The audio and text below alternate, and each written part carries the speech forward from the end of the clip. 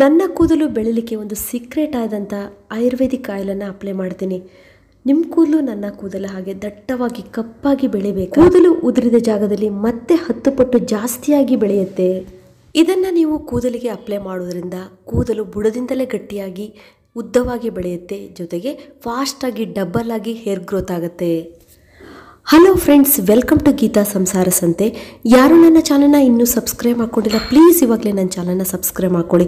ತುಂಬ ಜನ ನನ್ನ ಚಾನಲ್ನ ಸಬ್ಸ್ಕ್ರೈಬ್ ಮಾಡ್ಕೊಳ್ಳದೆ ನೋಡ್ತಾ ಇದ್ದೀರಾ, ಹಾಗಾಗಿ ನನ್ನ ಎಲ್ಲ ವೀಡಿಯೋಗಳ ನೋಟಿಫಿಕೇಶನ್ ನಿಮ್ಗೆ ಸಿಗೋದಿಲ್ಲ. ಸಬ್ಸ್ಕ್ರೈಬ್ ಮಾಡ್ಕೊಳ್ಳೋದ್ರ ಜೊತೆಗೆ ಪಕ್ಕದಲ್ಲಿ ಒಂದು ಬೆಲ್ ಐಕನ್ ಇರುತ್ತೆ, ಅದನ್ನು ಪ್ರೆಸ್ ಮಾಡಿ. ಆವಾಗ ನನ್ನ ಎಲ್ಲ ವೀಡಿಯೋಗಳ ನೋಟಿಫಿಕೇಶನ್ ನಿಮಗೆ ಫಸ್ಟ್ ತಲುಪುತ್ತೆ. ಫ್ರೆಂಡ್ಸ್, ಇವಾಗ ಸೂಪರ್ ಆಗಿರುವಂಥ ಮನೆಮದ್ದು ಮಾಡಲಿಕ್ಕೆ ಬೇಕಾದಂಥ ಮೊದಲ ಪದಾರ್ಥ ಅಂದರೆ ಕೊಬ್ಬರಿ ಎಣ್ಣೆ.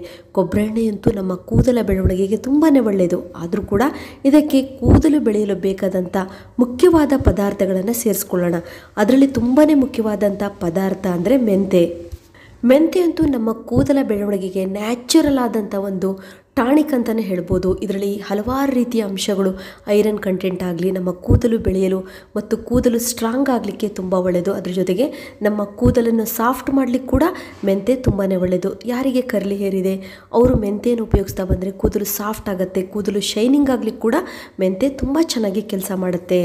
ಹಾಗಾಗಿ ನಾವಿಲ್ಲಿ ಮೆಂತೆ ಕಾಳನ್ನು ತೊಗೊಂಡಿದ್ದೀವಿ. ನಾವು 1 ಸ್ಪೂನ್ ಮೆಂತೆ ಕಾಳನ್ನು ತೊಗೊಂಡ್ರೆ ಸಾಕು. ನಾನಿಲ್ಲಿ ಒಬ್ಬರಿಗಾಗುವಷ್ಟು ಹೇರ್ ಆಯಿಲನ್ನು ಮಾಡ್ತಾ ಇದ್ದೀನಿ. ಇವಾಗ ನಾವು ಈ ಮೆಂತೆ ಕಾಳು ಅಥವಾ ಫೆನಿಗ್ರಿಕ್ ಸೀಡ್ಸನ್ನು ಸ್ವಲ್ಪ ನೋಡಿ ಕ್ರಷ್ ಮಾಡ್ಕೊಳ್ಳೋಣ. ಅಂದರೆ ನಾವು ಡೈರೆಕ್ಟಾಗಿ ಇಡೀ ಮೆಂತೆ ಕಾಳನ್ನು ಹಾಕೋ ಬದಲು ಸ್ವಲ್ಪ ಈ ಥರ ಕುಟ್ಟಿ ಪುಡಿ ಮಾಡಿ ಹಾಕ್ಕೊಂಡ್ರೆ ನಮಗೆ ಮೆಂತೆಯಲ್ಲಿರುವಂಥ ಕಂಟೆಂಟ್ ಅಥವಾ ಅಂಶ ಎಣ್ಣೆಯಲ್ಲಿ ಚೆನ್ನಾಗಿ ಬಿಟ್ಕೊಳ್ಳುತ್ತೆ. ಹಾಗಾಗಿ ನೀವು ಜಾಸ್ತಿ ಪ್ರಮಾಣದಲ್ಲಿ ತಯಾರಿ ಮಾಡ್ಕೊಳ್ಬೇಕು ಅಂದರೆ ಇದನ್ನು ಮೆಂತೆಯನ್ನು ನೀವು ಮಿಕ್ಸಿಲಿ ಹಾಕಿ ಪೌಡ್ರ್ ಫಾರ್ಮಲ್ಲಿ ಮಾಡ್ಕೊಳ್ಬೋದು. ನೋಡಿ, ಈ ಥರ ತರಿತರಿಯಾಗಿ ನಾವು ಕ್ರಷ್ ಮಾಡಿಕೊಂಡ್ರೆ ಸಾಕಾಗುತ್ತೆ. ನಾನಿಲ್ಲಿ 100 ಗ್ರಾಮ್ ಆಗುವಷ್ಟು ಕೊಬ್ಬರಿ ಎಣ್ಣೆ ತೊಗೊಂಡಿದ್ದೀನಿ. ಅದಕ್ಕೆ 1 ಸ್ಪೂನ್ ನೋಡಿ ಮೆಂತೆಯನ್ನು ನಾನು ಸೇರಿಸ್ಕೊಳ್ತಾ ಇದ್ದೀನಿ. ನೋಡಿ, ಪುಡಿ ಮಾಡಿದಂಥ ಮೆಂತೆಯನ್ನು ನಾವು ಈ ಆಯಿಲಿಗೆ ಹಾಕ್ಕೊಳ್ಳೋಣ. ನೆಕ್ಸ್ಟ್ ನಾನೊಂದು ಸೂಪರ್ ಆಗಿರುವಂಥ ಪದಾರ್ಥವನ್ನು ಹೇಳ್ತೀನಿ. ಅದಂತೂ ದೇವರು ಕೊಟ್ಟ ವರ ಅಂತಲೇ ಹೇಳ್ಬೋದು. ನಮ್ಮ ಕೂದಲ ಬೆಳವಣಿಗೆಗೆ ಇದು ತುಂಬಾ ಒಳ್ಳೆಯದು.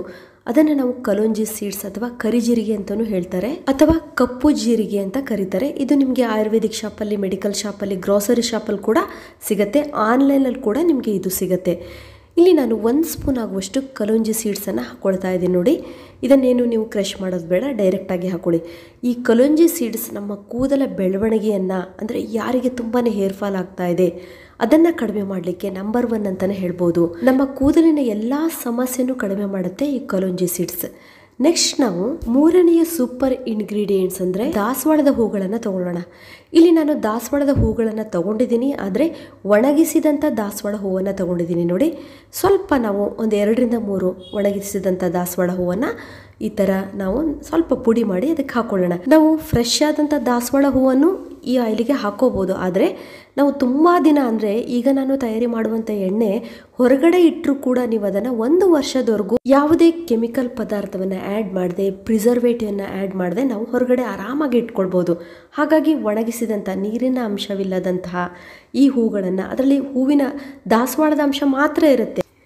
ಇವಾಗ ನೀವು ನೋಡ್ತಿದ್ದೀರಲ್ಲ, ನುಗ್ಗೆ ಸೊಪ್ಪಿನ ಎಲೆಗಳನ್ನು ನಾನು ಚೆನ್ನಾಗಿ ನೀರಿನಲ್ಲಿ ತೊಳೆದು ಅದನ್ನು ನೆರಳಿನಲ್ಲಿ ಗಾಳಿ ಆಡುವ ಸ್ಥಳದಲ್ಲಿ ಒಣಗಿಸ್ಕೊಂಡ್ಬಿಟ್ಟು ನಾವು ಅದನ್ನು ಹಾಗೆ ಇಟ್ಕೊಂಡ್ರೆ ನಮ್ಗೆ ಬೇಕಾದಾಗ ನ್ಯಾಚುರಲ್ ಆದಂಥ ಹೇರ್ ಆಯಿಲನ್ನು ನಾವು ತಯಾರಿ ಮಾಡ್ಕೊಳ್ಬೋದು. ಈ ನುಗ್ಗೆ ಸೊಪ್ಪಂತೂ ನಮ್ಮ ಕೂದಲಿಗೆ ತುಂಬಾ ಒಳ್ಳೆಯದು. ಹೇರ್ ಗ್ರೋತನ್ನು ಕಂಟ್ರೋಲ್ ಮಾಡುತ್ತೆ, ಕೂದಲಿಗೆ ಒಂದು ಶಕ್ತಿಯನ್ನು ಕೊಡುತ್ತೆ, ಕೂದಲ ಬುಡವನ್ನು ಗಟ್ಟಿ ಮಾಡಲಿಕ್ಕೆ ತುಂಬಾ ಒಳ್ಳೆಯದು. ಹೇರ್ ಗ್ರೋತ್ ಆಗಲಿಕ್ಕೆ ಬೇಕಾದಂಥ ಎಲ್ಲ ನ್ಯೂಟ್ರಿಯೆಂಟ್ಸ್ಗಳು ಈ ನುಗ್ಗೆ ಸೊಪ್ಪಿನ ಎಲೆಯಲ್ಲಿದೆ. ಹಾಗಾಗಿ ನೋಡಿ, ನಾವು ಈ ರೀತಿ ನುಗ್ಗೆ ಸೊಪ್ಪನ್ನು ಒಣಗಿಸಿ ಇಟ್ಕೊಳ್ಳೋದ್ರಿಂದ ನಾವು ಬೇಕಾದಾಗ ಹೇರ್ ಆಯಿಲನ್ನ ತಯಾರಿ ಮಾಡ್ಕೊಳ್ಬೋದು. ನಾನಿಲ್ಲಿ 2 ಸ್ಪೂನ್ ಆಗುವಷ್ಟು ನುಗ್ಗೆ ಸೊಪ್ಪಿನ ಎಲೆಗಳನ್ನು ತಗೊಳ್ತಾ ಇದ್ದೀನಿ. ಅದೇ ರೀತಿ ನಾನು ಬ್ರಾಹ್ಮಿ ಎಲೆಗಳನ್ನು ಕೂಡ ನನಗೆ ಎಲ್ಲಿ ಸಿಗುತ್ತೋ ಆವಾಗ ಜಾಸ್ತಿ ಬ್ರಾಹ್ಮಿ ಎಲೆಗಳನ್ನು ತೊಗೊಂಡು ಬಂದು ಅದನ್ನು ಕೂಡ ನೆರಳಿನಲ್ಲಿ ಒಣಸಿಟ್ಕೊಂಡಿರ್ತೀನಿ. ಇದು ಕೂಡ ನಮ್ಮ ಕೂದಲ ಬೆಳವಣಿಗೆಗೆ ತುಂಬಾ ಒಳ್ಳೆಯದು. ಫ್ರೆಂಡ್ಸ್, ಇವಾಗ ನೀವು ನೋಡ್ತಿದ್ದೀರಲ್ಲ, ಈ ಎಲ್ಲ ಪದಾರ್ಥಗಳು ನ್ಯಾಚುರಲ್ ಆಗಿ ನಮ್ಮ ಹೇರ್ ಗ್ರೋತನ್ನು, ನಮ್ಮ ಕೂದಲ ಆರೋಗ್ಯವನ್ನು ಕಾಪಾಡಲಿಕ್ಕೆ ತುಂಬ ಒಳ್ಳೆಯದು. ಇದೆಲ್ಲ ಹಿಂದೆಲ್ಲ ನಮ್ಮ ಹಿರಿಯರು, ನಮ್ಮ ಮನೇಲೆಲ್ಲ ಇದನ್ನೇ ಬಳಸೋದು ನಾವು. ಹಾಗಾಗಿ ನಮ್ಮ ಮನೇಲೆಲ್ಲ ಅಜ್ಜಿ ಕೂದಲು, ಅಮ್ಮನ ಕೂದಲು, ನನ್ನ ಕೂದಲು ಕೂಡ ತುಂಬಾ ಕಪ್ಪಾಗಿದೆ. ಈ ಸ್ಟೇಜ್ ಆದರೂ ಕೂಡ ಇನ್ನೂ ನಮಗೆ ವೈಟ್ ಹೇರ್ ಆಗಿಲ್ಲ. ಅಷ್ಟು ಚೆನ್ನಾಗಿ ಈ ಮನೆಮದ್ದು ಕೆಲಸ ಮಾಡುತ್ತೆ. ಇವಾಗ ನೋಡಿ, ನಾವಿಲ್ಲಿ ಬ್ರಾಹ್ಮಿ ಎಲೆಗಳನ್ನು ಕೂಡ ಚೆನ್ನಾಗಿ ಒಣಗಿಸಿಟ್ಟಿದ್ದೀವಿ. ಅದರ ಪೌಡ್ರನ್ನು, ಅದರ ಎಲೆಯನ್ನು ನಾವು 1 ಸ್ಪೂನ್ ಹಾಕೊಳ್ಳೋಣ. ಇವಾಗ ಅತ್ಯಮೂಲ್ಯವಾದಂಥ ಆಯುರ್ವೇದ ಪದಾರ್ಥಗಳಿಂದ ಸೇರಿದಂಥ ಹೇರ್ ಆಯಿಲನ್ನು ನಾವು ಮನೆಯಲ್ಲೇ ತಯಾರಿ ಮಾಡ್ಕೊಳ್ತಾ ಇದ್ದೀವಿ.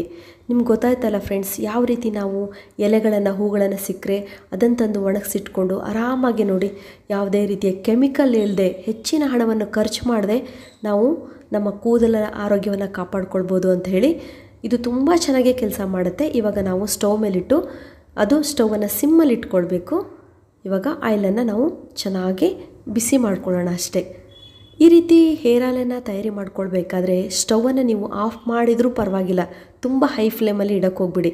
ಸ್ವಲ್ಪ ಎಣ್ಣೆ ಕಾಯಿತು ಅಂದರೆ ಮಿಡ್ಲಲ್ಲಿ ಸ್ಟವನ್ನು ಆಫ್ ಮಾಡಿಬಿಡಿ, ಮತ್ತೆ ಸ್ಟವನ್ನು ಆನ್ ಮಾಡ್ಕೊಳ್ಳಿ, ಸಿಮ್ಮಲ್ಲಿ ಇಟ್ಕೊಳ್ಳಿ. ನೋಡಿ, ಚೆನ್ನಾಗಿ ನಾವು ಒಂದು 10 ನಿಮಿಷ ಟೈಮ್ ಬೇಕಿದ್ದಕ್ಕೆ. ಸಣ್ಣ ಉರಿಯಲ್ಲಿ ನಾವು ಇದನ್ನು ಚೆನ್ನಾಗಿ ಕುದಿಸುವುದರಿಂದ ಎಲ್ಲ ಪದಾರ್ಥಗಳು ಅವುಗಳ ಸತ್ವವನ್ನು ಎಣ್ಣೆಯಲ್ಲಿ ಚೆನ್ನಾಗಿ ಬಿಡುತ್ತೆ. ನೋಡಿ, ನೀವು ನೋಡ್ತಿದ್ದೀರಲ್ಲ, ನಮ್ಮ ಕೂದಲ ಬೆಳವಣಿಗೆಗೆ ಮುಖ್ಯವಾಗಿ ಆಯಿಲ್ ಬೇಕೇ ಬೇಕು. ಕೊಬ್ಬರಿ ಎಣ್ಣೆ ಆಗಿರಲಿ, ಸಾಸಿವೆ ಎಣ್ಣೆ ಆಗಿರಲಿ, ಹರಳೆಣ್ಣೆ ಆಗಿರಲಿ, ನಾವು ಆಯಿಲ್ ನಮ್ಮ ತಲೆಗೆ ಅಪ್ಲೈ ಮಾಡಿದ್ರೆ ಮಾತ್ರ ನಮ್ಮ ಕೂದಲು ಸ್ಥಿರವಾಗಿ ಹೇರ್ ಫಾಲ್ ಆಗದೆ ಹಾಗೆ ಇರುತ್ತೆ. ಈ ರೀತಿ ಆಯುರ್ವೇದಿಕ್ ಅತ್ಯಮೂಲ್ಯವಾದ ಪದಾರ್ಥಗಳನ್ನು ಸೇರಿಸಿ ನಾವು ಎಣ್ಣೆಯನ್ನು ತಯಾರಿ ಮಾಡಿಕೊಂಡು ಕೂದಲಿಗೆ ಅಪ್ಲೈ ಮಾಡಿದರೆ ನಮ್ಮ ಕೂದಲಿನ ಸಂಪೂರ್ಣ ಆರೋಗ್ಯಕ್ಕೆ ತುಂಬಾ ಒಳ್ಳೆಯದು. ಹೇರ್ ಗ್ರೋತ್ ಆಗೋದ್ರ ಜೊತೆಗೆ ಕೂದಲು ದಟ್ಟವಾಗಿ, ಉದ್ದವಾಗಿ ಬೆಳೆಯುತ್ತೆ. ಫ್ರೆಂಡ್ಸ್, ಇವಾಗ ಆಯಿಲ್ ತಯಾರಾಯಿತು. ಲಾಸ್ಟಲ್ಲಿ ಸ್ಟವನ್ನು ಆಫ್ ಮಾಡೋಣ. ನೋಡಿ, ನಾನಿಲ್ಲಿ ಕರ್ಪೂರವನ್ನು ಆ್ಯಡ್ ಮಾಡ್ತಾಯಿದ್ದೀನಿ. ನೀವು ಎಷ್ಟು ಕರ್ಪೂರ ಆ್ಯಡ್ ಮಾಡಬೇಕು ಅಂದರೆ, ಈಗ ನಾನು 100 ಗ್ರಾಮ್ ಕೊಬ್ಬರಿ ಎಣ್ಣೆ ತೊಗೊಂಡಿದ್ದೀನಿ ಅಂತ ಹೇಳಿದ್ನಲ್ಲ, ಅದಕ್ಕೆ ನೋಡಿ 1 ಚಿಟಿಕೆ, ಚಿಕ್ಕ ಚಿಟಿಕೆ ಆಗುವಷ್ಟು ಕರ್ಪೂರವನ್ನು ಇದಕ್ಕೆ ಸ್ವಲ್ಪ ಪುಡಿ ಮಾಡಿ ಹಾಕೊಳ್ಳೋಣ. ಈ ಕರ್ಪೂರ ಯಾಕೆ ಅಂದರೆ, ನಮ್ಮ ತಲೆಯಲ್ಲಿ ಸ್ವಲ್ಪ ಇಚ್ಚಿಂಗ್ ಆಗ್ತಾಯಿದ್ರೆ, ಏನಾದರೂ ಚಿಕ್ಕ ಪುಟ್ಟ ಇನ್ಫೆಕ್ಷನ್ ಆಗಿದ್ರು ಕೂಡ ಅದೆಲ್ಲ ಕಡಿಮೆ ಮಾಡುತ್ತೆ. ಅದರಲ್ಲೂ ಈ ಚಳಿಗಾಲದಲ್ಲಿ ಡ್ಯಾಂಡ್ರಫ್ ಹಾಕಿದರೂ ಕೂಡ ತಲೆಯಲ್ಲಿ ಇಚ್ಚಿಂಗ್ ಆಗ್ತಾ ಇರುತ್ತೆ. ಡ್ಯಾಂಡ್ರಫನ್ನು ಕಡಿಮೆ ಮಾಡಲಿಕ್ಕೆ ಕೂಡ ಈ ಕರ್ಪೂರ ತುಂಬ ಸಹಾಯ ಮಾಡುತ್ತೆ. ಮತ್ತು ಒಳ್ಳೆ ಘಮ ಅಂತ ಆಯಿಲ್ ಸ್ಮೆಲ್ ಬರ್ತಾ ಇರುತ್ತೆ. ಜೊತೆಗೆ ಹೇನುಗಳು ಕಡಿಮೆ ಆಗಲಿಕ್ಕೆ ಕೂಡ ಇದು ತುಂಬಾ ಒಳ್ಳೆಯದು. ಮಕ್ಕಳಿಗಂತೂ ಈ ಹೇರ್ ಆಯಿಲನ್ನು ನೀವು ಇವಾಗಲಿಂದನೇ ಅಪ್ಲೈ ಮಾಡ್ತಾ ಬಂದರೆ ಅವರ ಕೂದಲು ತುಂಬಾ ಚೆನ್ನಾಗಿ ದಟ್ಟವಾಗಿ ಬೆಳೆಯುತ್ತೆ.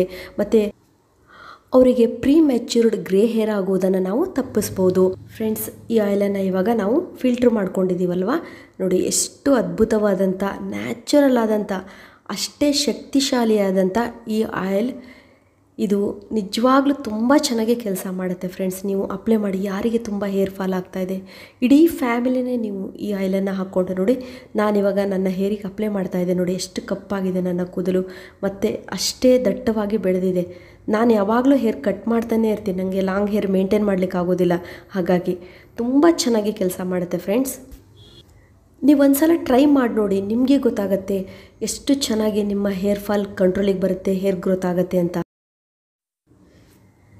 ಇದುವರೆಗೂ ನನ್ನ ವಿಡಿಯೋ ನೋಡೋದಕ್ಕೆ ನಿಮಗೆಲ್ಲರಿಗೂ ಧನ್ಯವಾದಗಳು. ಇದೇ ರೀತಿಯ ಉತ್ತಮ ಮಾಹಿತಿಯುಳ್ಳ ವಿಡಿಯೋಗಳಿಗಾಗಿ ನನ್ನ ಚಾನಲ್ನ ಸಬ್ಸ್ಕ್ರೈಬ್ ಮಾಡ್ಕೊಳ್ಳಿ, ಮತ್ತು ಅವಶ್ಯಕತೆ ಇರೋರಿಗೆ ಈ ವಿಡಿಯೋ ಶೇರ್ ಮಾಡಿ. ಮತ್ತೆ ಭೇಟಿಯಾಗೋಣ ಹೊಸದೊಂದು ವಿಡಿಯೋದೊಂದಿಗೆ. Till then, be happy, take care, bye.